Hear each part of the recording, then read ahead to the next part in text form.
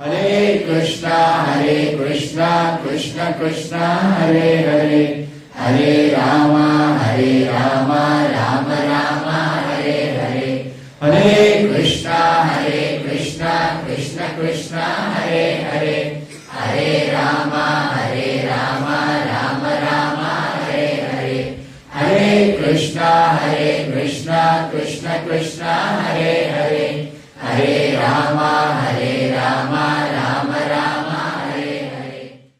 पुत्रान् विप्रतिकुलान् स्वान् पितरः पुत्रवत्सलः उपालभन्ते शिक्षार्थम्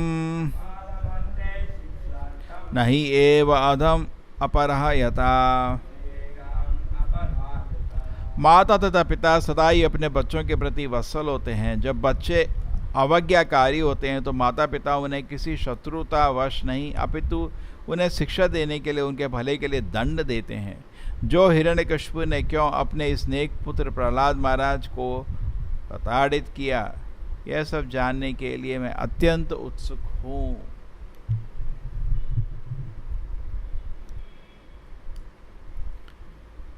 ये दूसरा समाज है। लोगों के गुण बहुत ज़्यादा थे। युधिष्ठिर महाराज का दिल बहुत विस्तार था। युद्ध के समाप्त होने के बाद वो धृतराष्ट्र से पहले परमिशन लिए राज्य करने के लिए।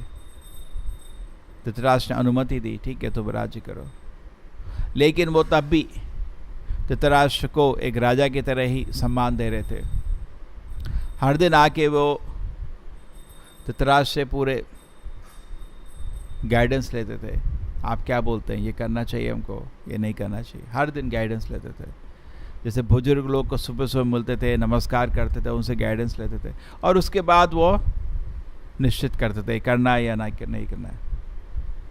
मतलब उनको पूरे राजा की तरह रखा उन्होंने। और विदुर एक बारी उनके घर में आए और धृतराष्ट्र की हालत देख के कि इतनी उम्र में भी आदमी खाली इंद्रिय भोग करना चाहता है और आराम से रहना चाहता है और आध्यात्मिक का उसको कोई इंटरेस्ट नहीं है, देख के उनको थोड़ा बुरा लगा। पूरा जीवन उन्होंने धृतराष्ट्र को गाइडेंस दिया था लेकिन उसने सुना नहीं था। विदुर ने चलो एक और बारी ट्राई करते हैं और उन्होंने फिर से उनको समझाया। और धृतराष्ट्र अब इस समय विदुर के ज्ञान को समझ पाए थोड़ा। उन्होंने बोला, अरे शर्म नहीं आती, भीम के हाथ से खाना खाते हो। भीम ने उनके सारे बेटे मारे थे। ऐसे किसी तरह उन्होंने उनको इंद्रिय भोग की दुनिया से निकाला।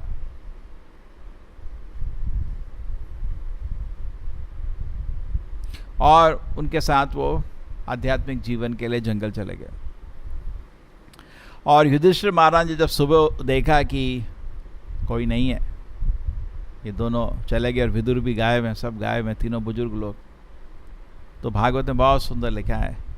उसमें युधिष्ठिर महाराज बोलते हैं, देखो हमारे तो पिताजी मर गए थे, धृतराष्ट्र ने हम लोगों का ख्याल किया और उसके बाद मैंने उनके आभार में उनके सारे बच्चे मार दिए।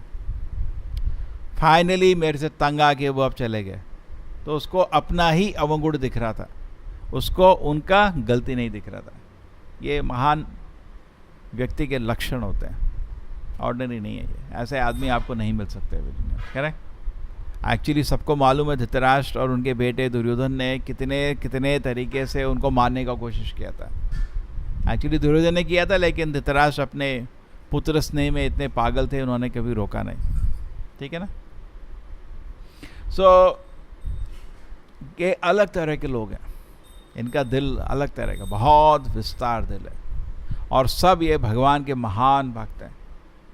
जब युधिष्ठिर महाराज को पता चला था कि कृष्ण का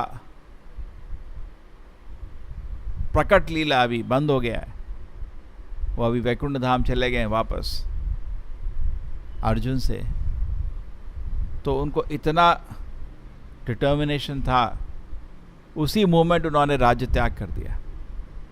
अपने पोते परीक्षित महाराज को राजा बनाया कृष्ण के पोते, क्या उसका नाम, मथुरा उसको दिया, वज्रनाथ, पोते का बेटा वो, प्रद्युम्न अनिरुद्ध वज्रनाथ, पोते का बेटा, परपोता। तो सब कुछ सेट करके वो राज्य छोड़ के निकल गए। अपने भाई, अपने बीवी, किसी की तरफ भी नहीं देखा। इतना वैराग्य, एक ड्यूटी, जैसा होता है ना ड्यूटी, ऐसा नहीं जैसे होता है लोग एक दूसरे को मार के किसी तरह राज्य हड़प लिया। उनको तो मन ही नहीं था राज्य करने का। युद्ध के बाद बोल रहे थे मेरे से तो हाथ इतने पाप हो गया है, मैं राज्य के लायक नहीं हूँ, मैं तो नरक जाने के लायक हूँ। लेकिन सबने बोला नहीं भाई, कृष्णा ने उनको ज्ञान दिया, वेदव्यास जी ने ज्ञान दिया, फाइनली भीष्म ने उनको आदेश दिया, क्या कर रहे हो भाई तुम लोग, तड़प रहे हैं, दुनिया एक राजा के लिए तड़प रही है, आप राज्य को स्वीकार करो, उनको सुरक्षित करो। तो भीष्म के आदेश में उसने राज्य लिया था। और उसके बाद फिर भी धृतराष्ट्र से परमिशन लेके फिर राज्य को लिया। तो ये एक ड्यूटी बाउंड, मेरे को एक ड्यूटी दिया गया है, मेरे को मन नहीं है। अभी क्या होता है, दूसरा कल्चर है, रैट रेस जिसको बोलते हैं, एक दूसरे के आगे भागना चाहते हैं, मेरे को मिलने का पहले। इंद्रिय भोग की वस्तु के लिए सब लोग चूहे की तरह भाग रहे हैं। लेकिन युधिष्ठिर महाराज उल्टे चक्कर है, उनको पूरा विश्व का साम्राज्य मिल रहा है, एम्परर ऑफ द वर्ल्ड, और बोल रहे नहीं मैं इसके लायक नहीं हूं।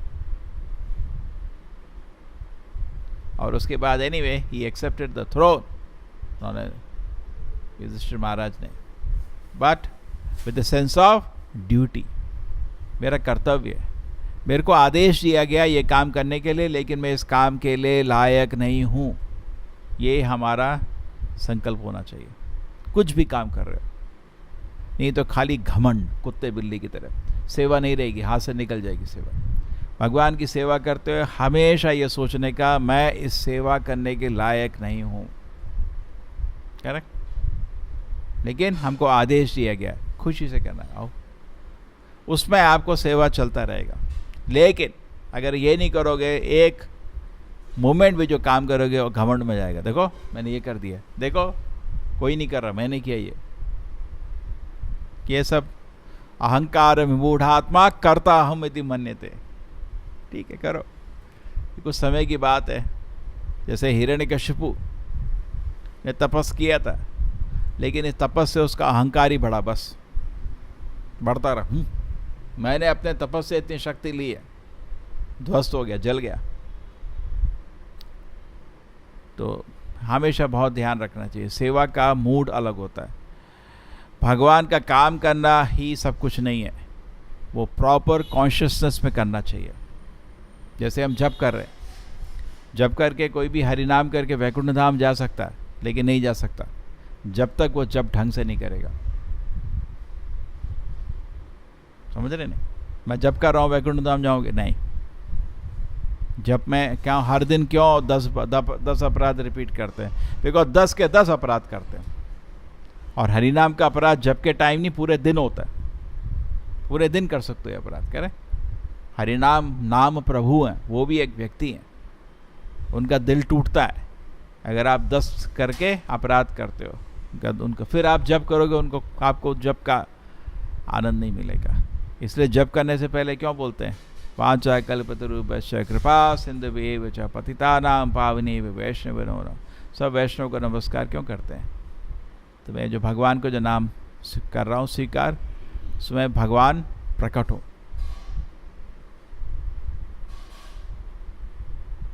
नाम प्रभु, हमारा जिंदगी ही किस चीज़ के लिए, मंदिर में रहते हैं तो हमारा जिंदगी खाली 2 चीज़ के लिए, कृष्ण का सेवा करना और भक्तों का सेवा करना, बस। हमने ज़िंदगी इस चीज़ के लिए फिक्स कर दिया, ये चीज़ भूलना नहीं चाहिए। हमारा ज़िंदगी खाली अब एक चीज़ के लिए फिक्स है, किसके लिए? कह रहे अब तक तो बहुत कुछ कर रहे थे, अब मेरा ज़िंदगी है कृष्ण का सेवा करना और कृष्ण के भक्तों का सेवा करना, बस। मेरे अहंकार का सेवा करना नहीं, उसके लिए हम नहीं आए मंदिर। हम मंदिर आए भगवान की सेवा करना, और भगवान की सेवा मतलब भगवान के भक्तों की सेवा करना, बस। बहुत शांत, खुशी, इसी का अवसर ढूंढते रहने का। और कोई अवसर नहीं। मेरे को याद है जब मैं मंदिर ज्वाइन किया था, नया ब्रह्मचारी था, और पहले कभी ज़िंदगी में झाड़ू ही नहीं लगाया था। होता है आजकल घर में लड़के लोग, तो यार तुम बैठो पढ़ाई करो बेटा। तो पहले दिन मेरे को सर्विस मिली वाइस प्रेसिडेंट के रूम में झाड़ू लगाने की। पहले तो मैं दरवाज़ा बंद किया, कोई देखे ना मेरे को झाड़ू पकड़ और मन बड़ा विद्रोह कर रहा था, बड़े क्या झाड़ू लगाना है। एनीवे किया, काम तो कर लिया, आता नहीं था, ढंग से भी नहीं किया। उसके बाद मैं किसी वक्त को पूछ रहा था, भाई क्या है, मन नहीं करता ये सब काम करने का। तो उसने बोला, ये नाम जप करते हो, क्या करते हो?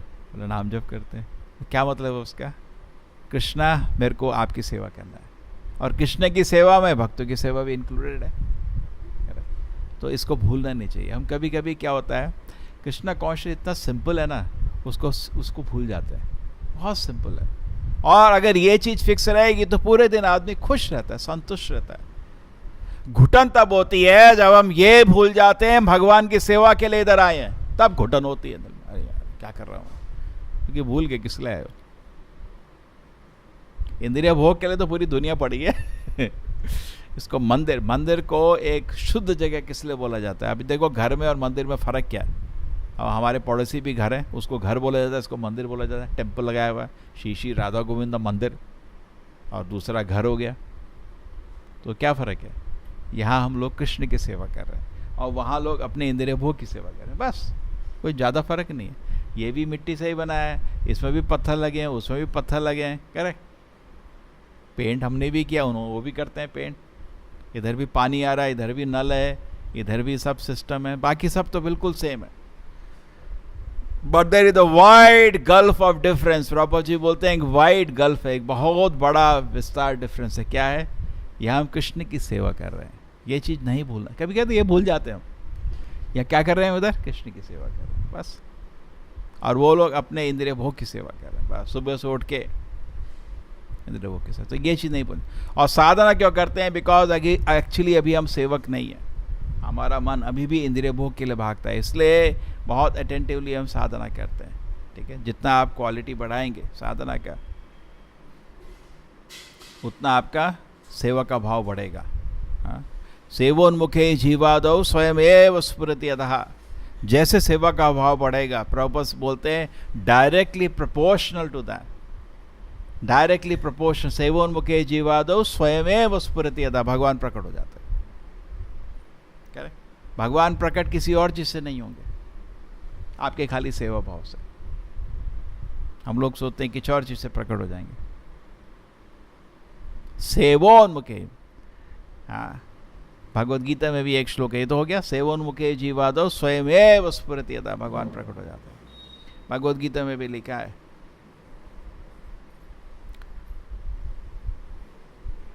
कौन सा श्लोक है? जितना आप सरेंडर होते हो उतना मैं रिवील करता हूँ। ये यथा माम प्रपद्यन्ते ताम तथैव भजामि हम, ममा वर्तमान वर्तन्ते मनुष्य पार्थ सर्वसः। ये माम प्रपद्यन्ते, जितना आप भगवान को सरेंडर होगे उतना भगवान आपको रिवील करेंगे। क्यों?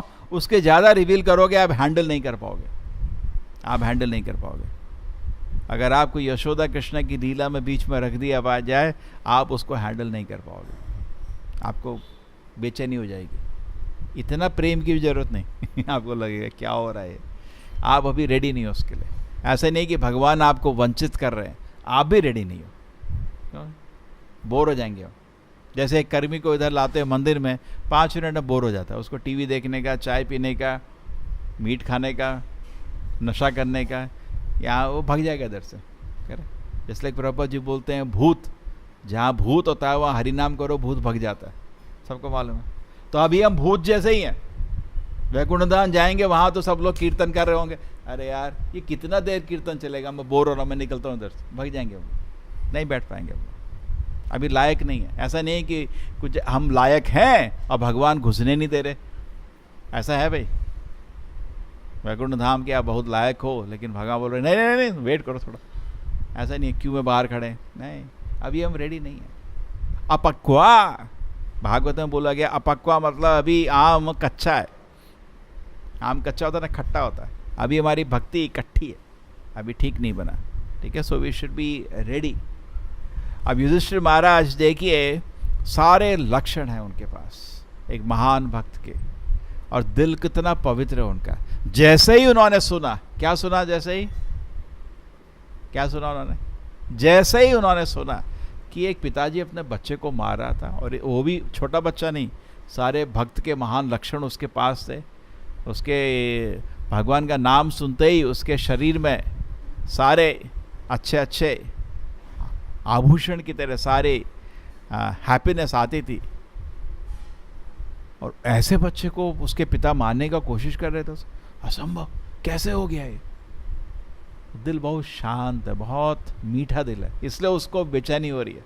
हमको तो क्या है कि न्यूज़पेपर पढ़ पढ़ के ये दुनिया में तो हर दिन होता है, क्या होगा, ठीक है, हमको कोई बोले भाई। दूसरा चीज भी ये भी देख सकते हैं, क्षत्रिय के रूप में वो क्षत्रिय को अधर्म टॉलरेट नहीं हो सकता। ये क्षत्रिय के भी लक्षण दिख गए। भक्त के लक्षण तो हैं, उसको एक दूसरा भक्त को कोई दर्द दे रहा है ऐसा नहीं होना चाहिए। भक्त तृणादपि सुनीचेना तरोरपि सहिष्णुना अमानी न मान देना कीर्तनिया सदा हरि। भक्त के लक्षण है क्या ना, हमेशा। लेकिन इतना सब भी हो के भक्त दूसरे का अपराध नहीं, किसी दूसरे भक्त का अपराध हो उसको असहनीय हो जाता है। क्या हो रहा है, क्यों भक्त को ये बुरा बोलते हैं लोग, छे असहनीय, उसको गुस्सा आता है बहुत जोर के, अपने पे नहीं लेता कभी भी, छोड़ो, वो भक्त का लक्षण है। कोई बोले ये पागल है, ठीक है, भक्त के लक्षण। लेकिन किसी और दूसरे भक्त को कोई निंदा कर रहा है उसको असहनीय हो जाता है। ये क्या कर रहा है आदमी, ये किस चीज के लिए मंदिर में बैठा है? भक्तों की सेवा करने के लिए, भक्तों की निंदा करने के लिए, उसको गुस्सा आने लगता है। तो सिमिलरली चैतन्य महाप्रभु भी तृणादपि सुनीचेना, सबको बहुत आदर से रखते थे। जब वो वाराणसी में थे तो प्रकाशानंद सरस्वती और उनके शिष्य उन पे हंस रहे थे। चैतन्य महाप्रभु को बोला कि बोलते हैं ये तो भावुक है, खाली बच्चों के बीच में नाच कीर्तन करता है। चैतन्य महाप्रभु मुस्कुराने लगे। उन्होंने, प्रभुपाद जी बोलते हैं क्योंकि वो भक्त के रूप में है वो अपराध नहीं लेंगे। करेक्ट, ब्राह्मण को अपराध करोगे वो अपराध नहीं लेगा, क्षत्रिय को गुस्सा आता है। अगर समझ में बोले आप पागल हो, आपको गुस्सा आ रहा है, आप ब्राह्मण नहीं हो, आप क्षत्रिय हो। शूद्र तो मानने आ जाएगा। अलग अलग लोग अलग अलग से विस्तार करते हैं। अनुच्छेद में पढ़ने आता है ना, एक छोटे से कोई अपराध में कोई गाड़ी चला रहा था, पानी किसी के सिर पे गिर गया, बारिश के टाइम होता है ना, गाड़ी पानी वो उछाल देती है और वो आदमी उसको मार दिया। आता है हर दिन देखते हैं। ये सब लोग ब्राह्मण नहीं है, शूद्र हैं, शूद्र।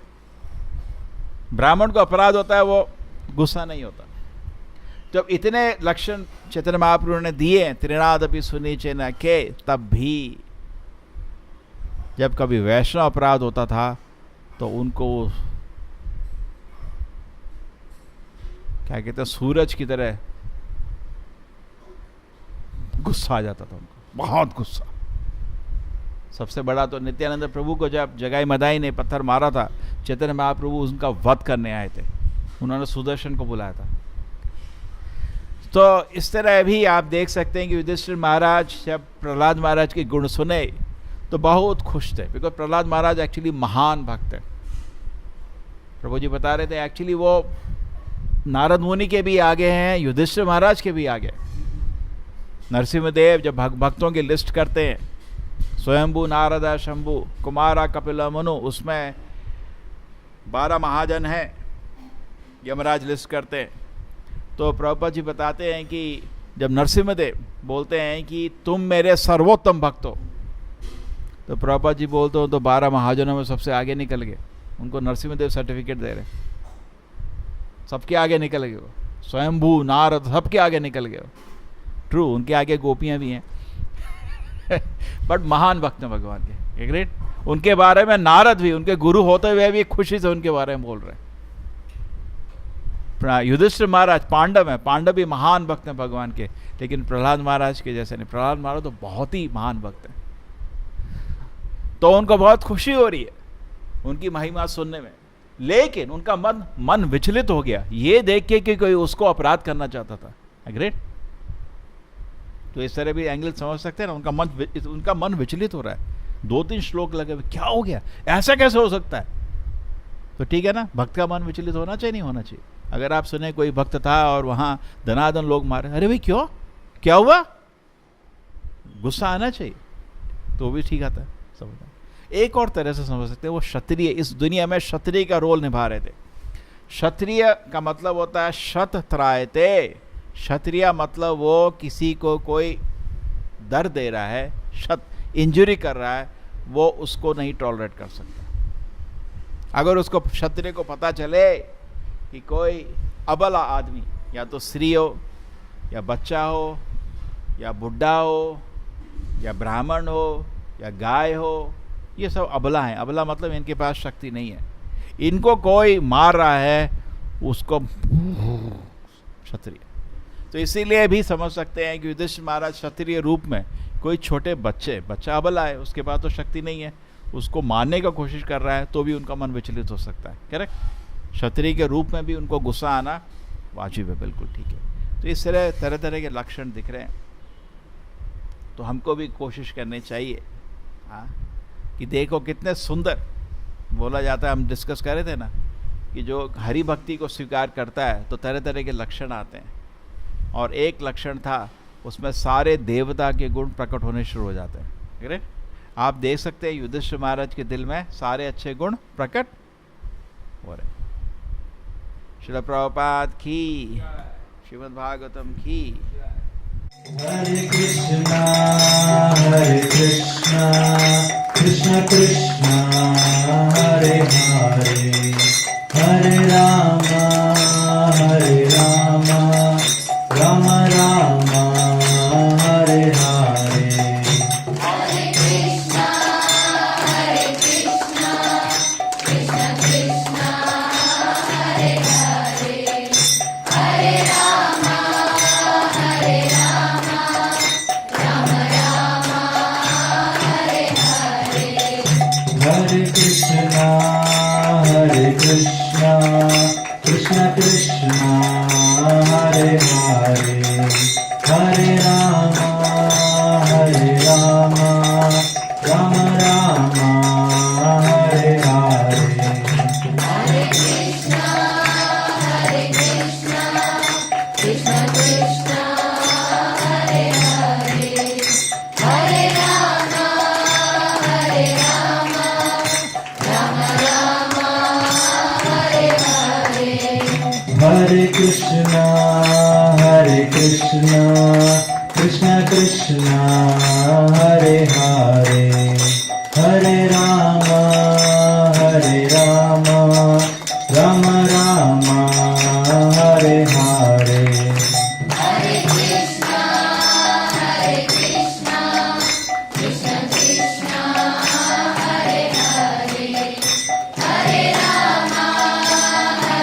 राम